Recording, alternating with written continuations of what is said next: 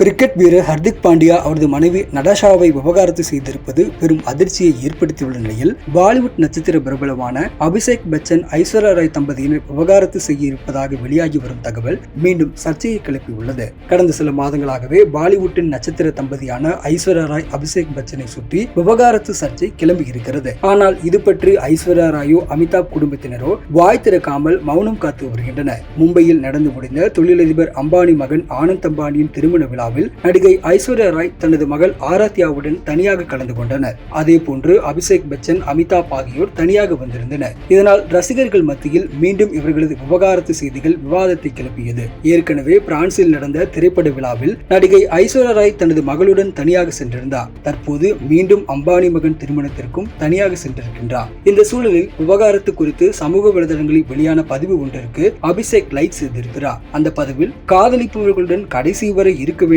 என்ற ஆசை எல்லோருக்கும் தான் இருக்கும் என்றும், ஆனால் அது எல்லோருக்கும் நடக்கும் என்று சொல்லிவிட முடியாது என குறிப்பிடப்பட்டிருந்தது. இந்த பதிவை அபிஷேக் லைக் செய்து மீண்டும் விவாகரத்து சர்ச்சையில் சிக்கியிருக்கிறார். ஏற்கனவே கிரிக்கெட் வீரர் ஹர்திக் பாண்டியா அவரது மனைவி நடாஷாவை விவாகரத்து செய்திருப்பது பெரும் அதிர்ச்சியை ஏற்படுத்தியுள்ள நிலையில் தற்போது பாலிவுட் நட்சத்திர தம்பதியான ஐஸ்வர்யா ராய் அபிஷேக் பச்சன் விவாகரத்து செய்ய இருப்பதாக வெளியாகியுள்ள செய்தி ரசிகர்கள் மத்தியில் பெரும் அதிர்ச்சியை ஏற்படுத்தியுள்ளது. செய்திகளை உள்ளது உள்ளபடி தெரிந்து கொள்ள ரெஃப்ளெக்ட் நியூஸை சப்ஸ்கிரைப் பண்ணுங்க.